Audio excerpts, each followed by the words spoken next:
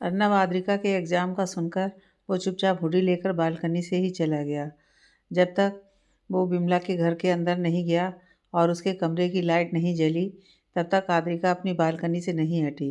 अर्नब के कमरे की लाइट जलते ही आद्रिका ने बालकनी का दरवाज़ा बंद किया और पर्दे लगाकर पढ़ने बैठ गई। भाई अर्नब बेड पर पीठ के बल लेट गया। उसने अपनी आंखें बंद कर लीं तो उसकी आंखों के सामने वही मंजर आ गया। उसकी आंखों से आंसू निकल आए। उसकी आंखों के सामने अब धुंधली सी यादें आने लगीं। फ्लैशबैक। यह बात 6 साल पहले की है। 5 साल पहले अर्नब अपने परिवार के साथ शिमला में रहता था। इसके परिवार में इसके पिता थे ऋतुराज सिंह शेखावत, जो कि एक ईमानदार पुलिस वाले थे। इसकी माँ थी सावित्री सिंह शेखावत, जो कि एक गृहिणी थी, और इसकी बहन रिद्धि सिंह शेखावत थी, जो कि अर्नब से 4 साल बड़ी थी। रिद्धि मेडिकल की पढ़ाई कर रही थी। अर्नब ने तब नया नया कॉलेज ज्वाइन किया था। कॉलेज में ही उसकी दोस्ती अली, शंकर और विशाल से हुई थी। अली, विशाल और शंकर तीनों ही शिमला के एक अनाथ आश्रम में पले बड़े थे। चारों की दोस्ती बहुत गहरी हो चुकी थी। एक दिन रिद्धि अपनी सहेली के घर पार्टी में गई थी। वहाँ से वो शाम 7 बजे निकल गई। वो ऑटो का इंतज़ार करने लग रही थी कि कुछ गुंडे टाइप लड़के उसके इर्द गिर्द मंडराने लगे। रिद्धि ने पहले तो ध्यान नहीं दिया, लेकिन फिर एक लड़के ने आकर उसका दुपट्टा खींच लिया। ये सब देख रिद्धि घबरा गई। उसने अपने बैग से जैसे ही फ़ोन निकाला, दूसरे लड़के ने इसका फ़ोन छीन लिया और वहीं फेंक दिया, जिससे वो टूट गया। रिद्धि की आंखों में आंसू आ गए। उसने गिड़गिड़ाते हुए कहा, प्लीज़ प्लीज़ मुझे छोड़ दो, प्लीज़ देखो पैसे ले लो, प्लीज़ मुझे छोड़ दो। तुम्हें पता नहीं है मेरे पापा पुलिस में हैं। लेकिन उन लड़कों ने उसकी एक नहीं सुनी और उसकी तरफ बढ़ गए। सड़क पर कोई भी नहीं था। एक लड़के ने उसे बेहोशी की दवा सुंघा दी, जिससे वो चंद सेकंड में बेहोश हो गई। उसके बाद लड़कों ने उसे उठाकर ऊपर जंगल में ले गए। जंगल में ले जाकर उसके साथ वही हुआ जिसका हर लड़की को डर था। उन लड़कों ने उसके पूरे शरीर को नोच दिया था। वहीं दूसरी तरफ सावित्री भवन में सब बहुत फिक्र में थे कि अभी तक रिद्धि नहीं आई। ऋतुराज ने अपने कांस्टेबल के जरिए पता किया, लेकिन कुछ भी पता न चला। सावित्री का रो रो कर बुरा हाल हुआ पड़ा था। अर्नब बहुत मुश्किल से उसे संभाल रहा था। ऋतुराज फिर जीपीएस के जरिए उसकी आखिरी लोकेशन पर पहुंचे। वहाँ उसे उसका टूटा हुआ फ़ोन तो मिला, लेकिन रिद्धि नहीं। ऋतुराज को भी अपनी बेटी की बहुत फिक्र हो रही थी। ऋतुराज के साथ उसकी पुलिस टीम भी आई हुई थी। उसने सभी को वहाँ फैलने को कहा। सब उस जगह पर फैलकर रिद्धि को ढूंढने लगे। रिद्धि को ढूंढते हुए अब सुबह के 4 बज गए थे, लेकिन रिद्धि नहीं मिली। आखिर वो लोग ढूंढते हुए जंगल में आ पहुँचे। एक हवलदार ने ऋतुराज से कहा, सर यहाँ भी चेक कर लेते हैं। ऋतुराज ने सिर हिला दिया। अब सब जंगल में छानबीन करने लगे। तभी ऋतुराज को रिद्धि की सैंडल मिली। जिस दिशा में उन्हें सैंडल मिली, उसी दिशा में सब आगे बढ़ने लगे। उन्हें कुछ ही दूरी पर एक झोपड़ी सी दिखी। सब उस झोपड़ी की तरफ बढ़ गए। झोपड़ी के करीब आकर सब सतर्क हो गए। सब आहिस्ता से अंदर गए। अंदर जाकर उन्होंने जो देखा, उससे सब हैरान रह गए। सामने रिद्धि निर्वस्त्र बेहोश पड़ी हुई थी। आसपास खून ही खून था। रिद्धि के पूरे जिस्म पर नोचने के निशान थे, जैसे किसी जानवर ने उसे नोचा हो। उसकी यह अवस्था देख सभी ने नजरें झुका लीं। ऋतुराज ने जो ठंड से बचने के लिए जैकेट पहनी थी, वो उतारी और उसे उड़ा दी। एक हवलदार ने वहाँ पड़ी हुई चादर ली और ऋतुराज की तरफ बढ़ा दी। ऋतुराज ने वो भी उसे उड़ा दी। फिर उसने रिद्धि की नब्ज़ चेक की तो पाया कि उसकी नब्ज़ बहुत धीरे चल रही है। ऋतुराज ने कहा, जल्दी से एम्बुलेंस बुलाओ। ऋतुराज ने उसे गोद में उठाया और मेन रोड की तरफ भागने लगे। उनकी आंखों में आंसू आ चुके थे, अपनी परी जैसी बेटी की अवस्था देखकर। कुछ देर में रोड पर एम्बुलेंस आ गई। रिद्धि को उसमें लिटाया और फिर हॉस्पिटल चले गए। हॉस्पिटल जाकर रिद्धि का ट्रीटमेंट शुरू हुआ और ऋतुराज ने अपनी पत्नी और बेटे को बुलाया। रिद्धि की खबर सुन दोनों ही सदमे में थे। कुछ ही देर में दोनों हॉस्पिटल पहुंच गए। अर्नब और सावित्री भी हॉस्पिटल पहुंच गए। कुछ देर बाद ओटी से डॉक्टर बाहर निकली। ऋतुराज ने आगे बढ़कर पूछा, डॉक्टर, रिद्धि कैसी है? डॉक्टर, जिसका नाम आराधना था, बोली, she is out of danger, body पर बहुत। ऋतुराज ने हाथ दिखाकर रोक कर कहा, उसके बारे में आप प्लीज़ हमारी फॉरेंसिक डॉक्टर प्रतीक्षा को बता दीजिए। आराधना ने कहा, ओके, बट रिद्धि के लिए आने वाले 10 घंटे बहुत ज़्यादा क्रिटिकल होने वाले हैं। हमने उसे बचा तो लिया है, लेकिन अगर वो 10 घंटों के अंदर अंदर होश में नहीं आई तो वो शायद इस ट्रॉमा के कारण कोमा में चली जाए। यह सुनकर सावित्री का रोना और बढ़ गया। आराधना चली गई।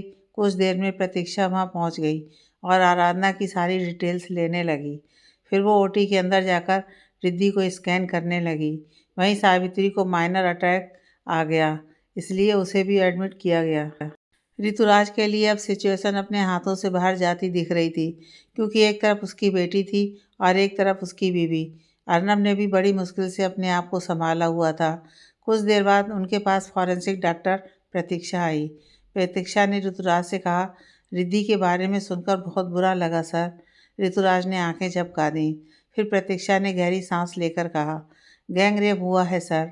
रिद्धि की बॉडी पर अनगिनत नोचने के निशान हैं। जो सीमेन सैंपल मिला है हमें, उसका डीएनए मैंने अपने क्रिमिनल डाटाबेस से चेक किया तो पुराना अपराधी निकले। एमएलए का बेटा कार्तिक, एमएलए का भतीजा तरुण और कार्तिक का दोस्त अजय।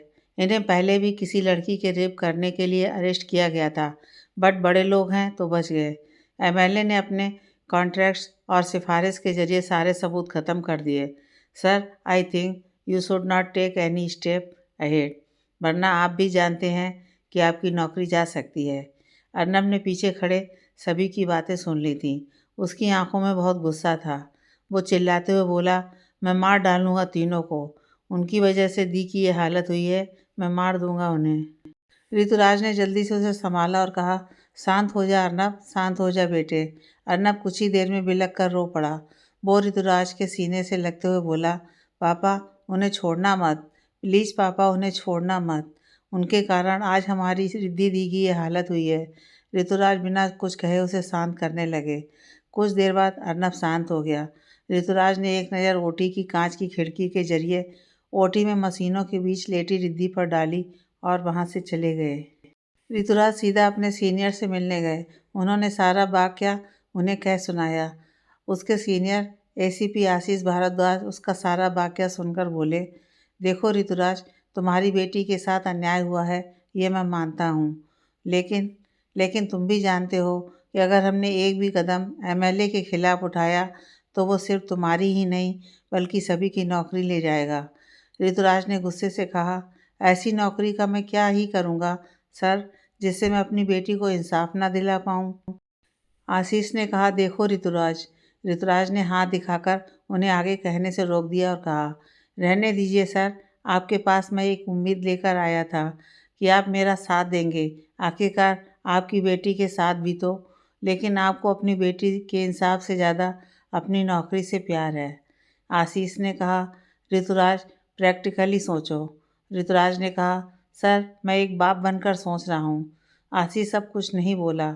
ऋतुराज ने कहा, आपको मेरा इस्तीफ़ा शाम तक मिल जाएगा। जय हिंद। इतना बोल वो वहाँ से चला गया। उसके जाने के बाद आशीष ने कहा, जो हिम्मत मैं नहीं कर पाया वो तुम कर रहे हो ऋतुराज। साथ हूँ मैं तुम्हारे, लेकिन सामने से नहीं, पीछे से, क्योंकि अगर मैं सामने आ गया तो अपना परिवार खो दूँगा। ऋतुराज आशीष से मिलकर सीधा हॉस्पिटल गया। ऋतुराज ने आराधना से पूछा, डॉक्टर रिद्धि को होश आया? आराधना ने नामे सिर हिला दिया। आराधना ने फिर कहा, आपकी वाइफ को होश आ चुका है, आप उनसे मिल सकते हैं। ऋतुराज सावित्री के वार्ड में गए। उन्होंने सावित्री के पास आकर कहा, सावित्री हार मत मानो, रिद्धि ठीक हो जाएगी, महादेव हमारे साथ हैं। अर्नब भी वहीं बैठा था। वो बोला, हाँ मम्मा, आप ही तो कहते हो महादेव हमेशा उन्हीं का साथ देते हैं जिनका दिल साफ हो, तो हमारा दिल तो साफ है। सावित्री ने हाँ में सिर हिला दिया। 8 घंटे बीत गए लेकिन रिद्धि को होश नहीं आया। उसकी बॉडी में कोई भी मूवमेंट नहीं हो रही थी। सभी डॉक्टर्स को अब यही लग रहा था कि वो कोमा में चली जाएगी। सावित्री और ऋतुराज भी हार मानने की कगार पर थे, लेकिन अर्नब नहीं। अर्नब को अपने शिव भगवान पर पूरा भरोसा था। आखिरकार 1 घंटा और बीतने के बाद महादेव की कृपा से रिद्धि के हाथों की उंगलियों में मूवमेंट होने लगी। यह देख नर्स ने जल्दी से आराधना को बुलाया। आराधना ने जल्दी से उसे चेक किया और बाहर निकलकर ऋतुराज से कहा, मुबारक हो मिस्टर शेखावत, आपकी बेटी अब पूरी तरह से सेफ है। उसकी बॉडी में मूवमेंट हो रही है। यह सुनकर ऋतुराज, सावित्री और अर्नब खुश हो गए। ऋतुराज ने कहा, डॉक्टर, क्या हम रिद्धि से मिल सकते हैं? आराधना ने कहा, जी, पहले उनके सारे टेस्ट करने हैं और फिर उन्हें प्राइवेट वार्ड में शिफ्ट कर दिया जाएगा। तब आप उससे मिल लीजिएगा। लेकिन ध्यान रखिएगा कि उसे किसी भी प्रकार की तकलीफ ना हो। आपकी दुआओं से वो सेफली मौत के मुंह से आ तो गई है, लेकिन असली परीक्षा अब शुरू होगी उसकी। उसे ऐसा बिल्कुल भी एहसास नहीं होने देना चाहिए कि उसके साथ कुछ हुआ है। उसे खुश रखिएगा। कोई भी शॉकिंग न्यूज़ उसकी तबीयत बिगाड़ सकती है। सभी ने हाँ में सिर हिला दिया। 2 घंटों बाद रिद्धि को प्राइवेट वार्ड में शिफ्ट कर दिया गया। सावित्री, अर्नव और ऋतुराज रिद्धि से मिलते हैं। रिद्धि कुछ भी कहने की अवस्था में नहीं थी। उसकी आंखों से आंसू बह रहे थे। यह देख सावित्री ने उसके आंसू पोंछकर कहा, क्यों रो रही है तू? तूने कुछ गलत नहीं किया। ऋतुराज ने कहा, बेटा, तेरा परिवार हर पल तेरे साथ है। अगर तुझे यह लगता है कि हम तेरा साथ छोड़ देंगे तो कभी भी नहीं। रिद्धि के होंठों पर यह सुनकर बहुत हल्की सी मुस्कान आ गई। फिर रिद्धि की नज़र अर्नब पर पड़ी, जो उससे बहुत दूर बैठा था। रिद्धि ने उसे इशारे से अपने पास बुलाया। अर्नब उसके पास गया। रिद्धि ने इशारे से पूछा, क्या हुआ? अर्नब बिना कुछ कहे उसके गले लग गया। सब मुस्कुरा दिए। रिद्धि को अब हॉस्पिटल में रहते हुए 2 हफ्ते हो चुके थे। उसकी स्थिति अब पहले से बेहतर हो रही थी। सावित्री की हेल्थ भी पहले से बेहतर थी। ऋतुराज ने पुलिस की नौकरी छोड़ दी थी। लगभग 4 हफ्तों बाद रिद्धि के फाइनल टेस्ट हुए। उन टेस्ट की रिपोर्ट देखकर आराधना परेशान हो उठी। उसने जाकर ऋतुराज से कहा, मिस्टर शेखावत, एक टेस्ट अभी हमें और करना होगा। क्या आप इंतज़ार कर लेंगे? ऋतुराज ने कहा, जी बिल्कुल डॉक्टर साहिबा। आराधना ने आखिरी टेस्ट करके ऋतुराज से कहा, इस टेस्ट की रिपोर्ट कल तक आएगी, लेकिन आप लोग रिद्धि को घर ले जा सकते हैं। एक बात का खास ध्यान रखिएगा मिस्टर शेखावत, कि आसपास का माहौल बिल्कुल शांत और खुशहाल होना चाहिए। ऋतुराज ने सिर हिला दिया। उसके बाद ऋतुराज, अर्नब, सावित्री और रिद्धि को लेकर घर चले गए। लेकिन अब असली परीक्षा शुरू होनी थी। अब रिद्धि को समाज का सामना करना था। उन्हें देख सभी मोहल्ले वालों ने मुंह बना लिया और तरह तरह की बातें करने लगे। यह सब देखकर रिद्धि की आंखों में आंसू आ गए। सावित्री ने उसके आंसू पोंछे और कहा, तेरी कोई गलती नहीं बच्चा। तभी एक पड़ोसन बोली, अरे सावित्री, कहने से कुछ नहीं होता। तुम लोगों को अपनी बेटी पर नियंत्रण रखना चाहिए। ऐसे रात को घर से बाहर अकेले नहीं जाने देना चाहिए। लड़का थोड़ी ना है। पड़ोसन की बात रिद्धि के दिल को चीर गई। सावित्री उसे अंदर ले गई। अर्नब और ऋतुराज सभी को घूरते हुए अंदर चले गए। सावित्री ने रिद्धि से कहा, इनकी बातों पर ध्यान मत दे, इनका तो काम ही है बोलना। रिद्धि कुछ नहीं बोली। रात 9 बजे सावित्री और ऋतुराज का कमरा। ऋतुराज ने सावित्री से कहा, सावित्री, मैं क्या सोच रहा हूँ, क्यों ना हम लोग घर बदल लें। एक ऐसी जगह चलते हैं जहाँ सिर्फ शांति हो। सावित्री ने कहा, मुझे भी यही लगता है, करना होगा। रिद्धि के पापा, क्योंकि ये मोहल्ला हमें जीने नहीं देगा। ऋतुराज ने कहा, हाँ, मैं घर ढूंढने की शुरुआत करता हूँ। सावित्री ने कहा, लेकिन घर कैसे लेंगे? हमारी सारी जमा पूंजी तो रिद्धि के ट्रीटमेंट पर खर्च हो गई। ऊपर से आपने नौकरी छोड़ दी। ऋतुराज ने कहा, मेरी नौकरी की फिक्र ना करो। मेरे दोस्त की कंपनी में मैं सिक्योरिटी एजेंट का काम कर लूँगा। और रही बात घर खरीदने की, तो इस घर को बेचकर ही लेंगे दूसरा घर। सावित्री ने सिर हिला दिया। ये सब बातें बाहर खड़े अर्नब ने सुन ली। वो किचन से पानी लेने गया था और जब उसके कानों से ऋतुराज की आवाज़ टकराई तो वो रुक गया। वो उदासी से अपने कमरे की तरफ बढ़ गया। उसके कमरे से पहले रिद्धि का कमरा आता था। उसने एक नज़र खिड़की से रिद्धि के कमरे में डाली, जहाँ रिद्धि लाइट बंद करके घुटनों पर सिर रखकर रो रही थी। अर्नब तेजी से अपने कमरे की तरफ बढ़ गया। उसकी आंखों में आंसू आ गए। उसने उस दिन ठान ली थी कि वो अपनी बहन को इंसाफ दिलाकर रहेगा। 2 हफ्तों बाद उन्होंने अपना घर बेच दिया और नए घर शिफ्ट हो गए। ये घर शहर से कुछ दूरी पर था। आसपास एक भी घर नहीं था। ये वही घर जहाँ अर्नब गया था। उन्होंने इस घर का नाम सावित्री भवन रखा। धीरे धीरे रिद्धि अब इस ट्रामा से बाहर आ चुकी थी, लेकिन एक और खबर उसका इंतजार कर रही थी। आज आराधना उनके घर आई थी। आराधना ने ऋतुराज से कहा, मिस्टर शेखावत, आपसे एक बात करनी थी, इसी कारण यहाँ आई हूँ। ऋतुराज ने कहा, कहिए डॉक्टर साहिबा। आराधना ने एक गहरी सांस ली और फिर कहा, रिद्धि प्रेग्नेंट है। यह सुनकर वहाँ बैठे सभी के पैरों तले जमीन खिसक गई। आराधना ने आगे कहा, अगर अबॉर्शन करवाना है तो? तभी सावित्री बोली, कोई ज़रूरत नहीं है। इस पाप में उस नन्ही सी जान का क्या कसूर है जो इस दुनिया पर आई ही नहीं है। ऋतुराज ने भी कहा, बिल्कुल, इसी बहाने हमारे घर में बच्चे की किलकारी सुनाई देगी। उन लोगों ने पाप किया सो किया, लेकिन हम इतना बड़ा पाप नहीं कर सकते। एक नन्ही सी जान को नहीं मार सकते। आराधना बोली, ऐसा परिवार बहुत ही कम देखने को मिलता है मिस्टर शेखावत, जहाँ अगर किसी लड़की के साथ ऐसा कुछ भी हो जाए तो उसे बेइज्जत कर दिया जाता है और अंत में उसे अपनी जान देनी पड़ जाती है। वहीं आप लोग उसका बच्चा भी अपनाने को तैयार हैं। सावित्री ने कहा, अगर परिवार साथ नहीं देगा तो क्या यह समाज साथ देगा? डॉक्टर साहिबा, आराधना ने कुछ नहीं कहा और वो चली गई। रिद्धि इस वक्त अपने आप को सबसे ज़्यादा सौभाग्यशाली समझ रही थी। वो ऐसे परिवार को पाकर बहुत खुश थी। धीरे धीरे दिन बीतने लगे और इसी के साथ उसका पेट भी बढ़ने लगा। घर में सब खुश थे। 9 महीनों बाद हॉस्पिटल में आज रिद्धि की डिलीवरी थी।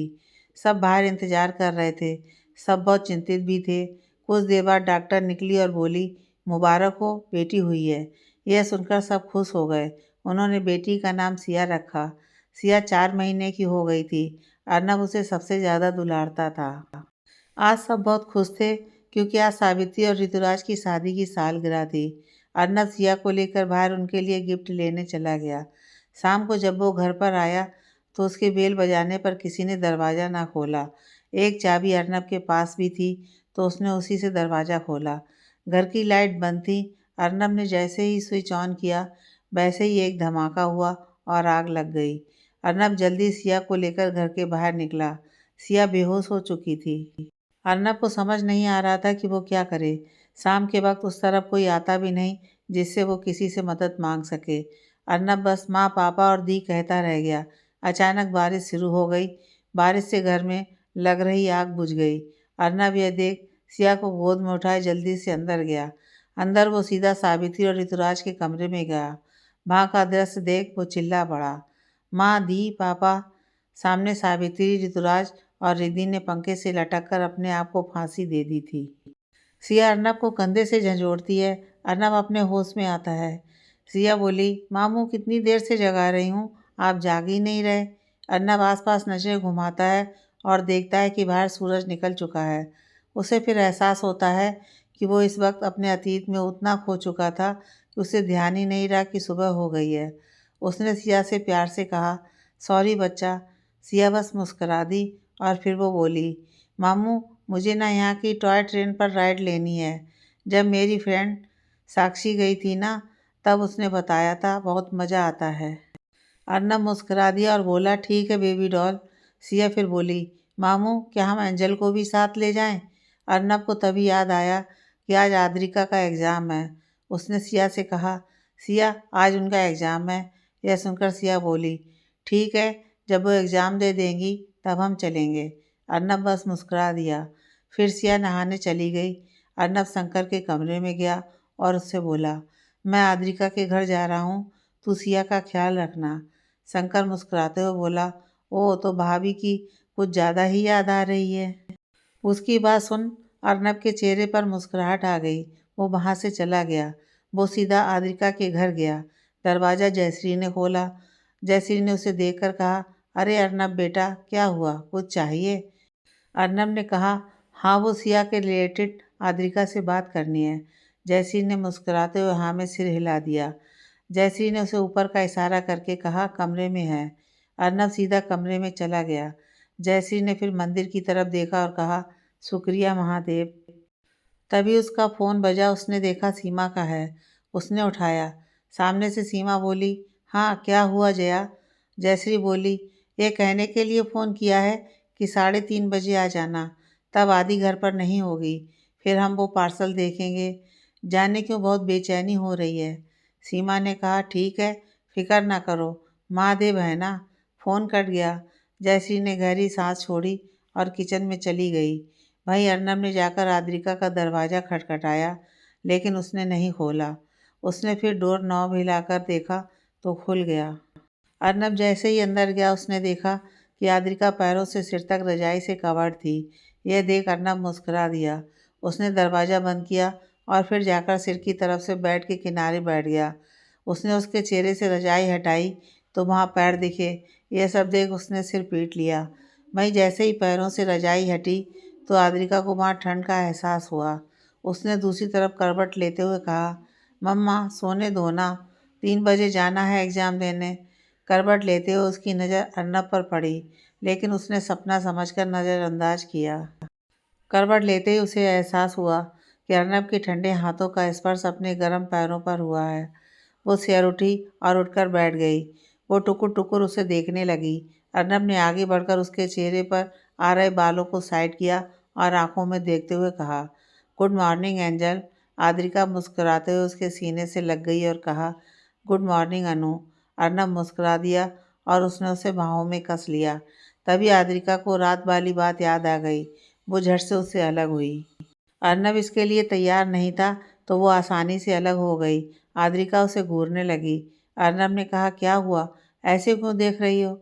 आद्रिका ने उठते हुए कहा, मुझे शराबियों से बात करने में कोई दिलचस्पी नहीं है। बताया था ना कल रात, तो अब क्यों आए हो? अर्नब ने झट से उसका हाथ पकड़कर अपने करीब खींच लिया। आद्रिका इसके लिए तैयार नहीं थी, इसी कारण वो संभल नहीं पाई और सीधा जाकर उसकी गोदी में गिरी। उसने अर्नब के चेहरे की ओर देखा तो पाया कि उसके चेहरे पर दुख भरे भाव हैं। आद्रिका ने कहा, क्या हुआ? मैं हमारा रिश्ता नहीं तोड़ रही अनु, बस तुम्हारी कल की हालत देखकर नाराज़ थी। क्या इतना भी हक नहीं है? अर्नब ने कहा, नहीं, तुम्हें पूरा हक है। आद्रिका ने कहा, तो उदास क्यों हो?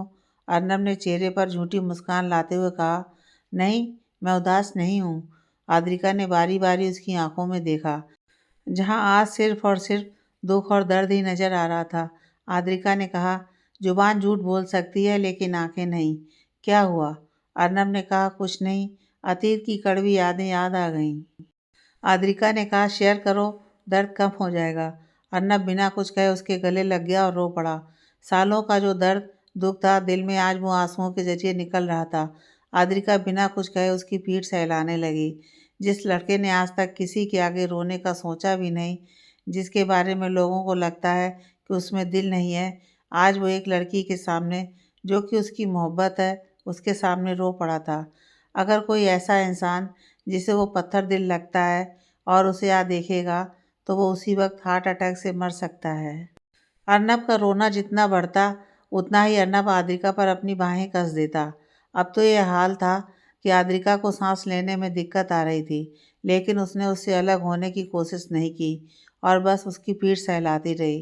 कुछ देर बाद अर्नब को एहसास हुआ कि उसने आद्रिका को बहुत कसकर पकड़ा है, तो उसने उसे छोड़ दिया। उसके छोड़ते ही आद्रिका लंबी लंबी सांसें लेने लगी। अर्नब ने कहा, सॉरी वो। आद्रिका ने उसके होंठों पर हाथ रखकर कहा, कोई बात नहीं। अब बताओ, क्या हुआ तुम्हारे अतीत में ऐसा? जैसे ही अर्नब बताने लगा, जयश्री ने दरवाज़ा खटखटाया। दोनों झट से अलग हुए। अर्नब ने जाकर दरवाज़ा खोला। जयश्री बोली, बेटा वो तुम्हारे दोस्त आए हैं। अर्नब ने कहा, आप चलिए, मैं आता हूँ। जयश्री ने एक नज़र कमरे में बेड पर बैठी आद्रिका पर डाली और फिर चली गई। अर्नब ने पीछे मुड़कर आद्रिका के माथे पर अपने होंठ रखे और कहा, शायद अभी वक्त नहीं आया वो बताने का, इसलिए किस्मत ने उन्हें भेज दिया। जब वक्त आएगा तब ज़रूर बताऊंगा। आद्रिका ने हाँ में सिर हिला दिया। अर्नब जाने लगा, लेकिन तभी आद्रिका ने उसका हाथ पकड़ लिया। अर्नब रुक गया और उसने उसकी तरफ देखा तो आद्रिका उठी। उसने उसकी आंखों में एक नज़र देखा और फिर अपने पैर की एड़ी उठाकर उसके होंठ अर्नब के होंठ से हल्के से छू दिए। अर्नब साफ हो गया, लेकिन जैसे ही आद्रिका हटने को हुई, अर्नब ने उसकी कमर में हाथ डालकर उसे अपने करीब खींचा और फिर से अपने होंठ उसके होंठों पर रखकर डीप किस किया। फिर दोनों अलग हुए। आद्रिका ने कहा, ख्याल रखना अपना। अर्नब ने कहा, तुम भी, और हाँ, ऑल द बेस्ट। अर्नब फिर चला गया। जयश्री हॉल में बैठी बार बार घर के दरवाजे की तरफ देख रही थी। आद्रिका एग्ज़ाम देने गई हुई थी। कुछ देर बाद बेल बजी। जयश्री ने भागकर जाकर दरवाज़ा खोला। सीमा ही थी। सीमा अंदर आई। जयश्री ने दरवाज़ा बंद करके कहा, इतनी देर कहाँ लगा दी? सीमा सोफे पर बैठते हुए बोली, प्रियंका की पूछताछ बंद नहीं हो रही थी। जयश्री ने घबराकर कहा, क्या कहा तुमने उसे? कहीं बताया तो नहीं कि तुम यहाँ आई हो? सीमा ने कहा, नहीं, उसे बहाना लगा दिया कि थोड़ा राशन लेने जा रही हूँ। और तुम्हें तो पता ही है प्रियंका का कि कितनी पूछताछ करती है। जयश्री ने सिर हिला दिया। फिर सीमा बोली, कहाँ है पार्सल? जयश्री ने कहा, कमरे में, वहीं चलो। फिर दोनों सीधा कमरे में गईं। जयश्री ने लॉकर से वो बॉक्स निकाला और बेड पर रख दिया। दोनों बेड पर बैठ गईं। सीमा ने बॉक्स को हाथ में लिया और कहा, हर हर महादेव। इतना बोल सीमा ने वो बॉक्स खोलना शुरू किया। बॉक्स की रैपिंग खोलकर उन्हें उसमें दो बॉक्स दिखे। एक बक्सा बहुत ही कीमती लग रहा था, उस पर हीरे जड़े हुए थे। बहुत ही रॉयल और पुराना बक्सा लग रहा था। और वहीं दूसरा बक्सा ब्लैक कलर का प्लेन बॉक्स था। हीरे जड़े बक्से को देख जयश्री की आंखें बड़ी हो गईं। जयश्री बोली, सीमा, ये बक्सा मुझे मुझे राजा साहब ने दिया था जब जब मैं पेट से थी। उन्हें पूरा भरोसा था कि बेटी हो गई, और और उन्होंने कहा था कि यह बक्सा होने वाली राजकुमारी को दिया जाएगा। लेकिन लेकिन वहाँ से आने के वक्त यह बक्सा मैं वहीं छोड़कर आई, क्योंकि मैं नहीं चाहती थी कि कोई भी याद मेरे साथ वहाँ से आए। यह सुनकर सीमा की आंखें बड़ी हो गईं। उसने वो बक्सा खोला। उसमें एक राशि हार था सोने का, जो कि बेशकीमती हीरो से जड़ा था। इतना खूबसूरत हार देख सीमा हैरान रह गई।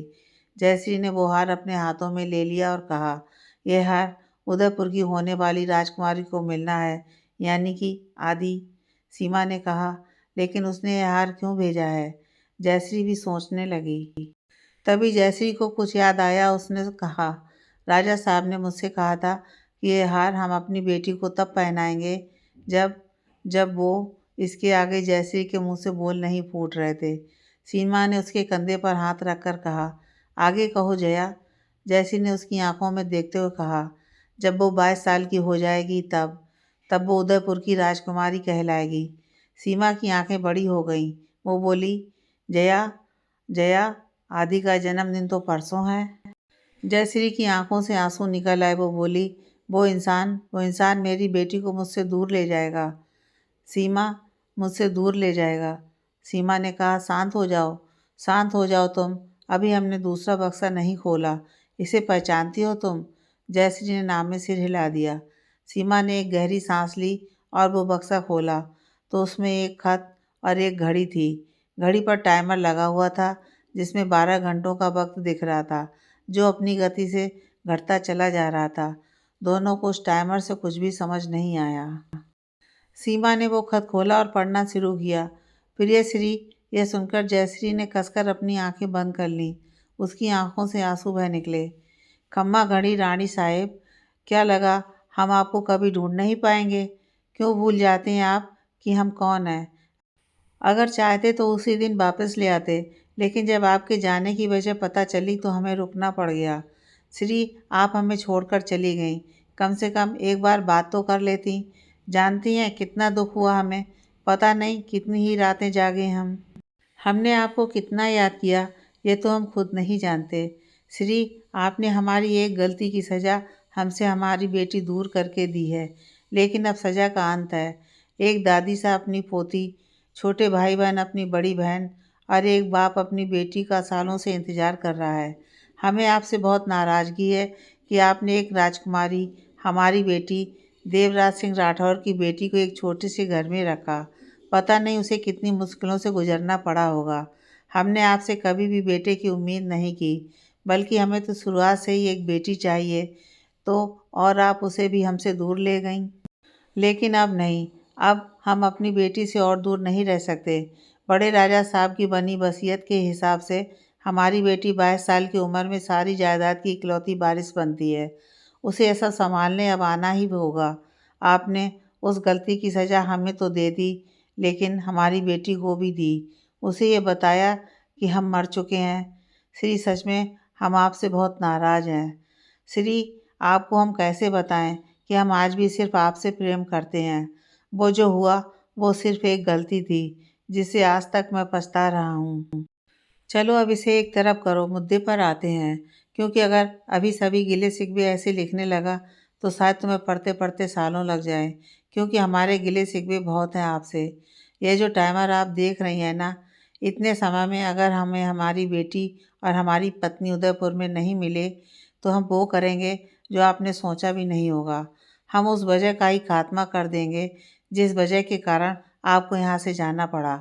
हम सिर्फ यही चाहते हैं कि इस बार का जन्मदिन हमारी बेटी अपने परिवार के साथ मनाए। तो अगर उतने समय तक आप नहीं पहुंची श्री, तो हमारे हाथ खून से रंग जाएंगे। घड़ी खम्मा, आपके पति देव। पूरा खत सुनकर जयश्री की आंखों में बेहिसाब गुस्सा और दर्द थे। जो सालों का दर्द और गुस्सा अंदर दफन था, वो शायद अब बाहर आने वाला था। कुछ देर बाद जयश्री शांत हो गई। सीमा ने जयश्री से कहा, अब क्या करने का इरादा है जया? जयश्री ने कहा, कुछ समझ नहीं आ रहा सीमा। मैं नहीं जाना चाहती वापस वहाँ, लेकिन मैं किसी का अपनी वजह से खून भी नहीं होने देना चाहती। क्या करूं? सीमा ने कहा, अगर तुम उदयपुर चली भी गई तो आदि के सवालों का क्या जवाब दोगी? जयश्री ने सिर पकड़ते हुए कहा, पता नहीं, इतनी मुश्किल से उन यादों से बाहर आई हूँ और अब वापस वहाँ जाना होगा। सीमा ने कहा, जया, तू जो भी फैसला लेगी मैं तेरे साथ हूँ, लेकिन मेरी एक राय मान। एक बारी वहाँ जा और राजा साहब को अपनी सफाई देने का मौका दे। क्या पता ऐसा कुछ हो जो तुम्हें पता ना हो। क्या पता जिस बात का गुस्सा और दर्द तुम इतने सालों से अपने अंदर दबाए बैठी हो वो बेवजह हो, और सबसे बड़ी बात, वो सिर्फ तुम्हारे कारण किसी का खून कर देगा। जयश्री ने कहा, सही कह रही हो, मुझे वहाँ जाना ही होगा, वरना किसी के खून का तो पता नहीं, लेकिन अगर उसने मुझे आदि को किसी और तरीके से छीनने की कोशिश की तो मैं क्या करूँगी? सीमा ने कहा, सही कहा तुमने। अभी तो फिर भी वो तुम्हें उसके साथ बुला रहा है। कुछ देर बाद सीमा वहाँ से निकल गई। उसने घर के बाहर आकर चारों तरफ नजरें दौड़ाईं और कॉलोनी के बाहर पार्क की झाड़ियों के पीछे चली गई। वहाँ अजय सिंह था। सीमा ने अजय सिंह से कहा, वो उदयपुर जाने के लिए तैयार हैं। अब प्लीज़ मेरी बेटी को छोड़ दो। अजय सिंह ने पहले किसी को फ़ोन लगाकर कहा, खम्मा घड़ी राजा साहब, रानी साहब आने के लिए मान गई हैं। क्या अब उनकी दोस्त की बेटी को आज़ाद कर दें? सामने से कुछ कहा गया और अजय सिंह ने जी कहकर फ़ोन काट दिया। अजय सिंह ने फिर सीमा से कहा, आप घर पहुंचिए, आपकी बेटी पहुंच जाएगी। सीमा सिर हिलाकर चली गई। उसने मन ही मन कहा, जया, माफ़ कर देना मुझे। वहीं दूसरी तरफ जयश्री एक कसमकस में बैठी हुई थी। उसने खुद से कहा, आदि को क्या बताऊंगी? हे महादेव, आपने मुझे अब एक ऐसी परिस्थिति में लाकर खड़ा कर दिया है। जाना तो मुझे होगा ही। वक्त भी सिर्फ 12 घंटों का बचा है, जिसमें से 1 घंटा तो निकलने ही वाला है। जयश्री सिर पकड़कर बैठ गई। शाम 7:30 बजे आद्रिका घर पहुंची। वो सीधा जयश्री के कमरे में गई, जहां जयश्री कपड़े पैक कर रही थी। उसे यह करते देख आद्रिका ने कहा, माँ, हम कहीं जा रहे हैं? आद्रिका की आवाज़ सुन जयश्री ने उसकी तरफ देखा और पूछा, एग्ज़ाम कैसा हुआ? आद्रिका ने कहा, अच्छा हुआ। आप बताओ, कहाँ जाने का प्लान बन रहा है? जयश्री ने कहा, मेरी गुड़िया का जन्मदिन आ रहा है, तो सोचा कहीं बाहर मनाया जाए, इसलिए हम दोनों उदयपुर जा रहे हैं। और मैं तेरी कोई ना नुक्कड़ बर्दाश्त नहीं करूँगी। हमारी रात 10 बजे की फ़्लाइट है। आद्रिका ने हैरानी से कहा, माँ, ऐसे अचानक? जयश्री ने उसे टोकते हुए कहा, पैकिंग कर जाकर। जब आद्रिका ने देखा कि जयश्री उसकी बात नहीं सुनेगी, तो वो वहाँ से चली गई। अपने कमरे में आकर उसने अपना बैग सोफे पर पटक दिया। उसने अपना फ़ोन किया और किसी को फ़ोन लगाकर कहा, अभी आकर मिलो। कुछ देर बाद आद्रिका के फ़ोन पर मैसेज आया। मैसेज पढ़कर वो धीरे धीरे नीचे गई। उसने जाकर घर का दरवाज़ा खोला तो सामने अर्नब था। उसने अर्नब को चुप रहने का और ऊपर जाने का इशारा किया। अर्नब ऊपर चला गया। आद्रिका किचन में गई। उसने 2 गिलासों में जूस डाला और ले गई। कमरे में आकर उसने जूस का गिलास अर्नब की तरफ बढ़ाया। अर्नब ने गिलास ले लिया और कहा, अचानक बुलाया? क्या हुआ? आद्रिका ने कहा, मुझे कुछ दिनों के लिए उदयपुर जाना होगा। उदयपुर राठौर पैलेस। एकदम शाही महल था राठौर पैलेस। पैलेस के अंदर एक औरत सब पर चिल्ला रही थी, अरे ढंग से लगाओ फूल, ये मेरी बच्ची के पसंदीदा फूल हैं। हाँ, अच्छे से। वहाँ भी मेरी बच्ची का जन्मदिन है, कोई भी कमी नहीं रहनी चाहिए। एक नौकरानी बोली, कोई कमी नहीं रहेगी रानी साहिबा।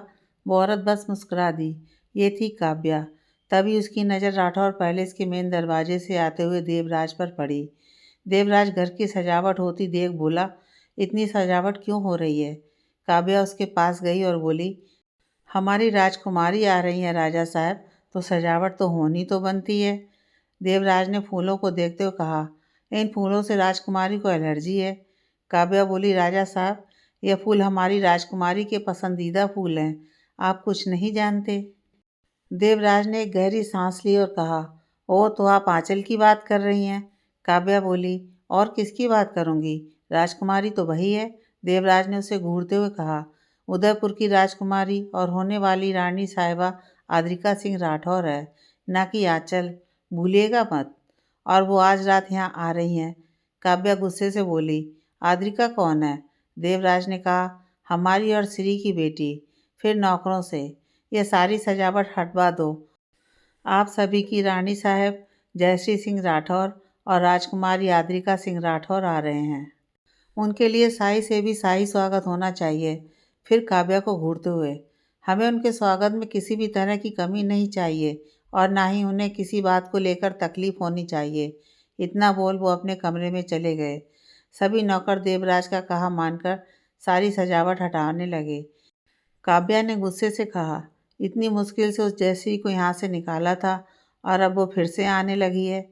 मैं ये महलनुमा पैलेस और सारी जायदाद उसकी बेटी की नहीं होने दे सकती। रानी की गद्दी पर तो मेरी आंचल ही बैठेगी। शिमला आद्रिका की बात सुन अर्नब के मुंह से सारा जूस बाहर निकल आया। वो हैरानी से उसे देखने लगा। उसने अपनी आंखें बंद की और फिर से खोली। उसने गिलास टेबल पर रखा और आद्रिका के चेहरे को अपने हाथों में थाम कर कहा, तुम कहीं नहीं जाओगी। आद्रिका ने उसकी आंखों में देखते हुए कहा, अनु, माँ चाहती हैं कि मैं इस बार अपना जन्मदिन कुछ खास तरीके से मनाऊं, तो हम उदयपुर जा रहे हैं। अर्नब ने मन ही मन कहा, माँ चाहती हैं या बाप? अर्नब ने कहा, क्या तुम मेरे साथ नहीं मनाना चाहती? आद्रिका ने कहा, मनाना चाहती हूँ, लेकिन माँ नहीं मानेगी और हम कुछ ही दिनों में वापस आ जाएंगे। अर्नब ने कहा, कब जा रही हो? आद्रिका ने कहा, आज रात 10 बजे की फ़्लाइट से। 1 घंटे में हम वहाँ पहुँच जाएंगे। अर्नब ने कहा, ठीक है, लेकिन तुम मेरे साथ टच में रहना और अगर कोई खतरा महसूस हो तो मुझे बता देना। आद्रिका ने सिर हिला दिया। अर्नब ने कहा, मैं चलता हूँ, तुम पैकिंग करो। आद्रिका ने फिर सिर हिला दिया। अर्नब जाने लगा लेकिन रुक गया। वो आद्रिका की तरफ मुड़ा। उसने आद्रिका का चेहरा फिर से अपने हाथों में भरा और उसके माथे पर अपने होंठ रख दिए। वो उसे पागलों की तरह चूमने लगा। आद्रिका को छोड़ने के मूड में वो बिल्कुल भी नहीं था। आद्रिका भी उसका साथ दे रही थी। वो फिर अपने होंठ उसके कान के पास ले गया और बोला, पागल हो रहा हूँ मैं तुम्हारे इश्क में आरू। तुमसे एक पल की भी जुदाई नहीं चाहता मैं, लेकिन तुम्हारे उदयपुर जाने से पहले एक तोहफा देना चाहता हूँ, जिसके लिए तुम्हारी इजाज़त चाहिए। आद्रिका ने उसकी आंखों में देखकर सहमति में अपनी पलकें झपका दी। अर्नब ने फिर पहले कमरे का दरवाज़ा लॉक किया और बालकनी को भी अच्छे से बंद करके पर्दे लगा दिए। दोनों ही एक दूसरे को बेतासा चूमने लगे। दोनों ने एक दूसरे की आंखों में एक नज़र देखा और फिर से एक दूसरे पर चुम्बनों की बरसात शुरू कर दी। बाहर भी तेज़ बरसात होने लगी। अर्नब और आद्रिका कब एक चादर में लिपट गए, दोनों को पता ही नहीं लगा। दोनों दो जिस्म एक जान हो गए थे। अर्नब और आद्रिका उठते हैं। उसके बाद अर्नब पूरी शिद्दत से आद्रिका का माथा चूम लेता है और उसके माथे से माथा टिकाकर बोला, मुझे रोज़ कॉल करोगी? अगर मेरी याद आए तो मुझे बताना, मैं आ जाऊँगा। और हाँ, इसके बाद उसने अपना माथा उसके माथे से हटाया और उसकी आंखों में देखकर कहा, किसी और लड़के की तरफ नज़र उठाकर भी मत देखना, वरना उस लड़के का खून कर दूंगा। तुम पर सिर्फ मेरा हक है। आद्रिका ने नाराज़गी से कहा, अच्छा जी, और आप लड़कियों की तरफ नज़र उठाकर देखोगे?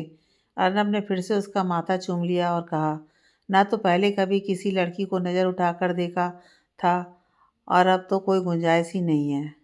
अर्नब फिर शांत हो गया। आद्रिका मुस्कुराते हुए उसे देखने लगी। फिर अर्नब ने कहा, इस समुंदर में डूबने का हक सिर्फ तुम्हें है। आद्रिका ने मुस्कुराते हुए कहा, और इस पर्वत की ऊंचाई को छूने का हक सिर्फ तुम्हें है। अर्नब ने फिर हल्के से अपने होंठ से उसके होंठों को छू लिया और कहा, अपना ख्याल रखना। आद्रिका सिर हिला देती है।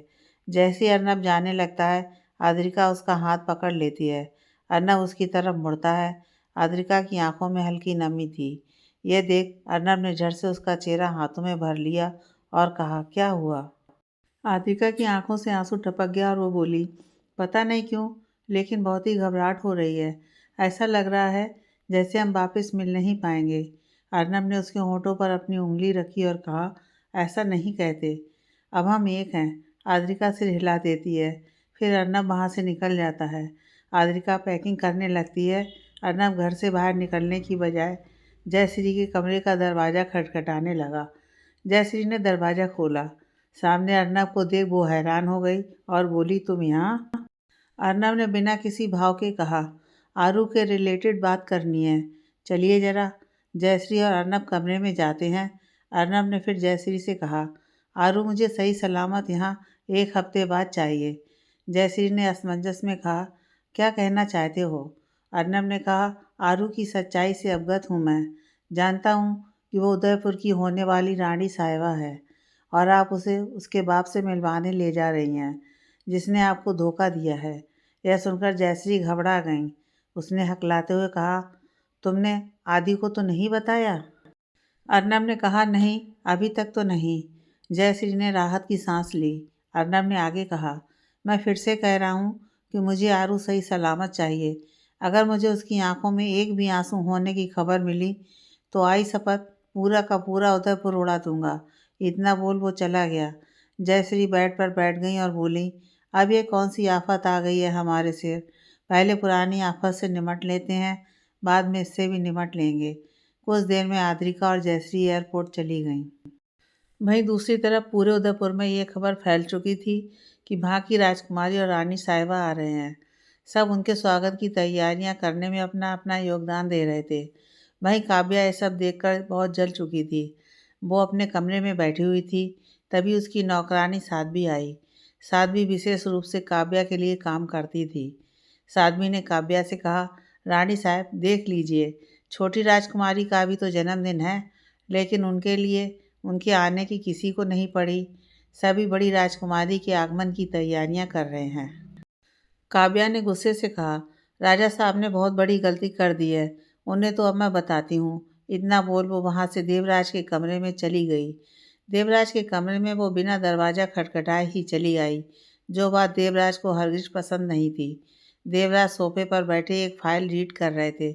जैसे ही उसे अपने कमरे में किसी और के होने का एहसास हुआ, उसने नज़र उठाकर देखा तो काव्या को पाया। काव्या को देख देवराज गुस्से से बोला, बिना हमारी इजाज़त के आपने यहाँ आने की हिमाकत भी कैसे की? काव्या ने उसकी बात को नज़रअंदाज करके कहा, जयश्री और उसकी वो बेटी यहाँ नहीं रहेंगी, यह हमारा फैसला है। हाँ, एक और बात, उसकी बेटी रानी की गद्दी पर भी नहीं बैठेगी, आंचल बैठेगी वहाँ। और खबरदार, जो आपने जयश्री को रानी साहब कहा तो। देवराज झट से उठा और उसने उसका गला पकड़ लिया और कहा, होती कौन हो फैसला लेने वाली? तुम जिन्हें उनके नाम से बुला रही हो ना, वो यहाँ की बड़ी रानी साहब हैं। तुम तो उनके आगे नौकर की भी औकात नहीं रखती। अरे, रानी वो होगी जो मेरी अर्धांगिनी होगी, मेरी पत्नी होगी। और मेरी पत्नी श्री है, थी और रहेगी।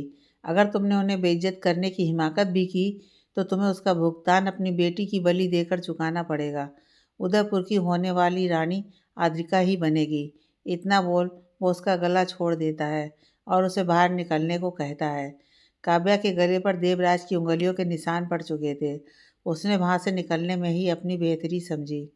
वहीं लगभग 2.5 घंटों बाद जयश्री और आद्रिका के कदम उदयपुर की ज़मीन पर थे। उदयपुर की ओर आते ही जयश्री की धड़कनें बढ़ गईं। वहीं जाने क्यों आद्रिका को वहाँ आकर काफ़ी अपनेपन का एहसास हुआ। जैसे ही वो एयरपोर्ट से निकले, सामने ढेरों रिपोर्टर्स खड़े थे। यह देख आद्रिका हैरान रह गई। तभी एक ड्राइवर की वर्दी पहना आदमी आया और उसने जयश्री और आद्रिका के सामने सिर झुकाकर कहा, खम्मा घड़ी रानी साहब, खम्मा घड़ी राजकुमारी साहब। आद्रिका को कुछ समझ नहीं आ रहा था कि यह हो क्या रहा है। जयश्री ने बिना भाव के कहा, घड़ी खम्मा हरीश काका। ड्राइवर, जिसका नाम हरीश था, बस मुस्कुरा दिया। आद्रिका ने जयश्री की तरफ देखा तो जयश्री ने कहा, अभी कुछ मत पूछना, समय आने पर हम खुद बताएंगे। आद्रिका ने कुछ नहीं कहा। हरीश दोनों को अपने साथ गाड़ी तक ले गया, लेकिन रिपोर्टर इतने थे कि जाने में बहुत मुश्किल हो रही थी। तो हरीश ने गार्ड्स को बुलवा लिया। फिर वो गाड़ी में बैठे और राठौर पैलेस की तरफ बढ़ गए। शिमला में अर्नब कमरे में लेटा गहरी सोच में डूबा हुआ था। तभी कमरे में अली आया। अली बहुत घबराया हुआ था। अली को ऐसे देख अर्नब ने हैरानी से उठकर कहा, अली क्या हुआ? इतना घबराया हुआ क्यों है? अली ने हाँफते हुए कहा, बॉस, खबर ही ऐसी मिली है। अर्नब ने कहा, क्या खबर मिली है? अली ने कहा, जूलिया भाभी की सौतेली बहन है और उसका असली नाम आंचल है। उसने हमसे अपनी असली पहचान छिपाई कि वो उदयपुर की छोटी राजकुमारी है। यह सुनकर अर्नब के पैरों तले ज़मीन खिसक गई। उसने कहा, जूलिया को पता है कि आरू? अली ने कहा, शायद नहीं। अर्नब अपना सिर अपनी हथेलियों में फंसाकर बैठ गया। तभी सिया आई शंकर के साथ। सिया आते ही अर्नब की गोद में चढ़ गई और बोली, मामू एंजल कहाँ है? उनके घर पर लॉक लगा हुआ है। अर्नब ने अपने चेहरे के भाव को खुशी में बदलते हुए कहा, बेटा वो कहीं घूमने गए हैं, 1 हफ्ते बाद आ जाएंगे। सिया ये सुन रो पड़ी। अर्नब उसे चुप करवाने लगा। सिया ने कहा, अब हम उन्हें साथ कैसे लेकर जाएंगे? अर्नब ने कहा, हम उन्हें अपने साथ ही लेकर जाएंगे मेरी जान। ये आपके मामू का अपनी प्रिंसेस से वादा है। सिया ने सिर हिला दिया। अर्नब ने सिया के आंसू पोंछे। फिर शंकर और अली चले गए। अर्नब सिया को सुलाने लगा। जब सिया सो गई, अर्नब अपना फ़ोन लेकर बैठ गया। उसे आद्रिका के मैसेज का इंतज़ार था। वो सोफे पर बैठा हुआ था। उसने फ़ोन टेबल पर रखा और आंखें बंद करके वापस अपने अतीत के पन्नों को पढ़ने लगा। फ्लैशबैक। अर्नब के माँ, पापा और बहन ने अपने आप को फांसी दे दी थी। अर्नब ये देखकर रो पड़ा। कुछ देर बाद वो घर से निकला और सीधा पुलिस स्टेशन गया। उसने वहाँ जाकर कंप्लेंट लिखवाई। पुलिस जब उनके घर आकर तहकीकात करने लगी तो उन्होंने तहकीकात करके कहा कि आग गैस लीक की वजह से हुई है। तभी उनके अधिकारी का फ़ोन बजा। उसने उठाया। कुछ देर बाद करके उसने अर्नब से कहा, इन लोगों ने आत्महत्या की है और शायद गलती से किसी ने गैस ऑन छोड़ दी हो तो तुम्हारे स्विच ऑन करते ही ब्लास्ट हो गया। अधिकारी की बात अर्नब मानने को तैयार नहीं था, लेकिन अधिकारी बिना उसकी बात सुने वहाँ से चला गया। फिर अर्नब सिया को लेकर उस अनाथ आश्रम में गया जहाँ अली, शंकर और विशाल रहते थे। वहाँ जाकर उसने उन्हें सब कुछ बताया। सब कुछ सुनकर तीनों उसे दिलासा देने लगे। अनाथ आश्रम के मालिक ने अर्नब और सिया को वहाँ रख लिया। कुछ दिन बाद अर्नब वापस घर गया। वो वहाँ से कुछ सामान लेने गया था। घर के बाहर ही उसे 4 गुंडे टाइप के आदमियों ने रोक लिया और उसे पीटने लगे। अर्नब ने अपने बचाव की कोशिश की, लेकिन वो चारों उस पर भारी पड़ रहे थे। कुछ देर बाद गुंडे टाइप आदमी बोले, बहू से पंगा मत लेना और चुपचाप जहाँ ज़िंदगी जी रहा है जी, वरना तू और वो तेरी बहन की बेटी है ना, सीधा यमराज के पास जाओगे।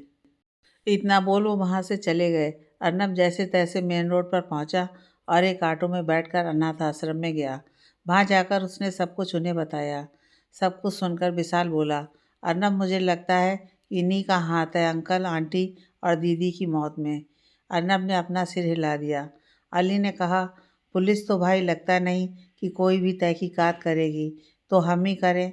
फिर अर्नब के ठीक होने पर चारों ही तहकीकात में लग गए, लेकिन उनके हाथ कुछ नहीं लगा। एक दिन वो चारों जूलिया से मिले कॉलेज में। वो उनकी जूनियर थी। वो उनके ग्रुप में शामिल हो गई। जब अर्नब ने अपने बारे में सब कुछ बताया तो जूलिया को उससे काफ़ी हमदर्दी हुई। उसने उनकी मदद करने का वादा किया।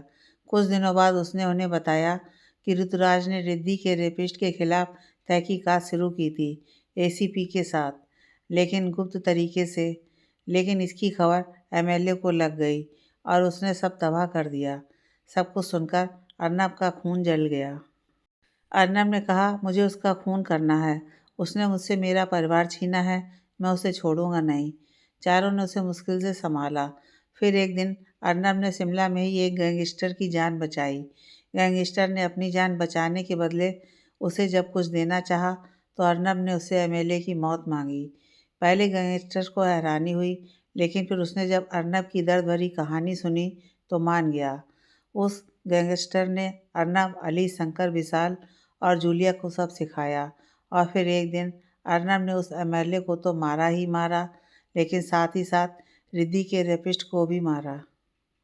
उन्होंने उनकी लाश एक झील में फेंक दी, जिससे मगरमच्छों ने उन्हें खा लिया, जिससे कोई केस भी नहीं बना। अर्नब इन सबका साया सिया पर नहीं पड़ने देना चाहता था, इसलिए वो लोग वहाँ से मुंबई चले गए। उस गैंगस्टर ने अर्नब और उसके ग्रुप को अपने साथ शामिल कर लिया। अब वो गैंगस्टर इंडिया के बाहर रहता है, क्योंकि इंडिया का सारा काम अर्नब संभालता है। सब कुछ याद करके अर्नब की आंखों से आंसू निकल आए। उदयपुर राठौर पैलेस। आद्रिका और जयश्री की गाड़ी पैलेस के बाहर रुकती है। अजय सिंह आकर दोनों की तरफ का दरवाज़ा खोलता है। आद्रिका बाहर निकलती है। अजय सिंह सिर झुकाकर बोला, खम्मा घड़ी राजकुमारी साहब, खम्मा घड़ी बड़ी रानी साहब, स्वागत है आप दोनों का। जयश्री ने सिर हिलाकर कहा, घड़ी खम्मा। आद्रिका ने जयश्री को देखा तो जयश्री ने उसे इशारे में ही कुछ कहा, तो आद्रिका ने अटकते हुए कहा, घड़ी खम्मा। तभी वहाँ एक गाड़ी आकर रुकी। उसमें से जूलिया यानी आंचल बाहर निकली। उसे देख अजय सिंह ने कहा, खम्मा घड़ी छोटी राजकुमारी साहब।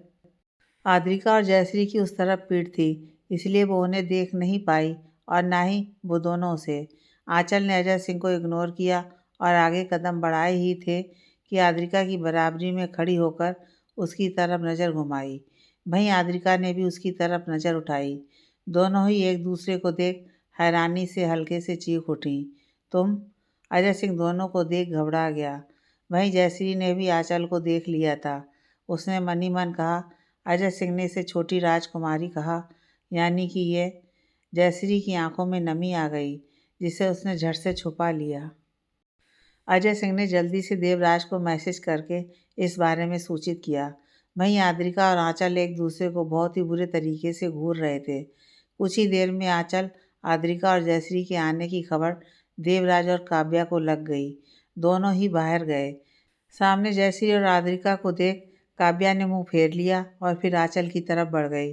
वह जयश्री और देवराज इतने सालों बाद एक दूसरे को देखकर एक दूसरे में ही खो गए। दोनों की ही आंखों में एक दूसरे के लिए प्यार और नाराज़गी दिख रही थी, लेकिन प्यार नाराज़गी से ज़्यादा था। काव्या ने आंचल को गले लगा लिया। आद्रिका दोनों को अजीब नज़रों से देखने लगी। वहीं देवराज के कदम खुद ब खुद जयश्री की तरफ बढ़ गए। तभी आद्रिका की नज़र देवराज पर पड़ी। उसे देखते ही आद्रिका के कदम भी खुद ब खुद उसकी तरफ बढ़ गए। जब ये जयश्री ने देखा तो घबरा गई। उसे घबराया हुआ देख देवराज ने उससे नज़रें हटाकर जब आद्रिका को देखा तो वो रुक गए।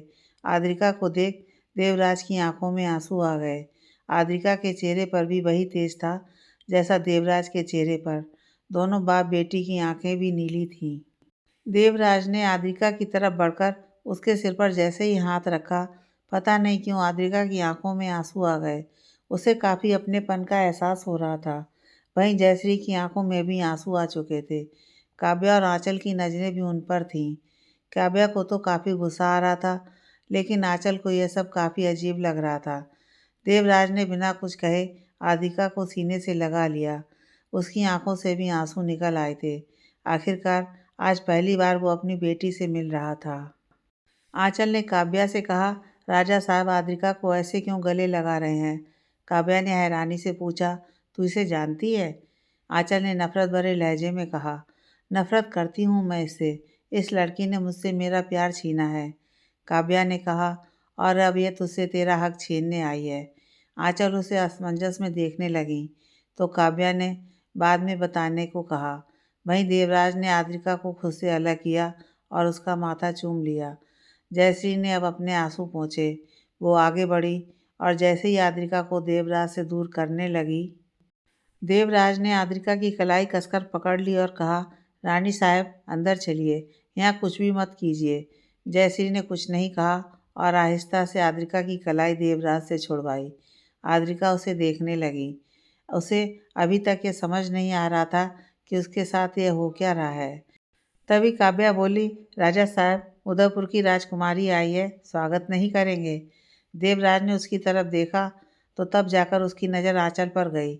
आंचल को देख उसके भाव गुस्से में बदल गए। देवराज ने अजय से कहा, अजय सिंह, उदयपुर की बड़ी रानी साहब और बड़ी राजकुमारी साहब का सामान उनके कमरे में पहुंच जाना चाहिए, और जो मेहमान आए हैं उनका सामान गेस्ट रूम में पहुंचवा दो। फिर देवराज ने जयश्री को अंदर चलने का इशारा किया। वो आगे बढ़ गए। जयश्री भी आद्रिका का हाथ पकड़कर देवराज के पीछे चल दी। वहीं काव्या देवराज की बात सुनकर गुस्से का घूंट पी गई और उनके पीछे अंदर चली गई। अंदर जाकर इतनी सजावट देख आंचल ने काव्या के कान में कहा, ऐसा पहली बार हुआ है कि मेरे आने पर इतनी सजावट हुई है। लेकिन एक बात समझ नहीं आई कि ये जो फूल हैं ये मेरे पसंदीदा क्यों नहीं लगे। काव्या ने कुछ नहीं कहा। तभी फूलों को देख आद्रिका खुशी से बोली, माँ ये तो मेरे फेवरेट फूल हैं। उसकी बात सुन जयश्री ने बस सिर हिला दिया और देवराज बस मुस्कुरा दिए। फिर देवराज ने जयश्री से कहा, आप पहले कुछ खाएंगी? जयश्री ने उसे टोकते हुए कहा, हमें सोना है और हम नहीं चाहेंगे कि कोई भी शख्स हमें परेशान करे। जयश्री के टोकने की अदा पर देवराज मुस्कुराए बिना ना रह सका, क्योंकि सिर्फ जयश्री ही थी जो उसकी बात टाल सकती थी। भाई उसके टोकने पर आंचल ने काव्या से पूछा, ये हैं कौन? इन्होंने इन्हें टोक कैसे दिया? राजा साहब तो ये बात बर्दाश्त ही नहीं कर सकते और अब ये मुस्कुरा रहे हैं। काव्या ने कहा, पत्नी है उनकी। यह सुनकर आंचल को झटका लग गया। काव्या उसे खींचते हुए वहाँ से उसके कमरे में ले गई। वहीं देवराज ने एक नौकर से कहलवाकर आद्रिका और जयश्री को भी कमरे में भिजवा दिया। आगे की कहानी नेक्स्ट पार्ट में।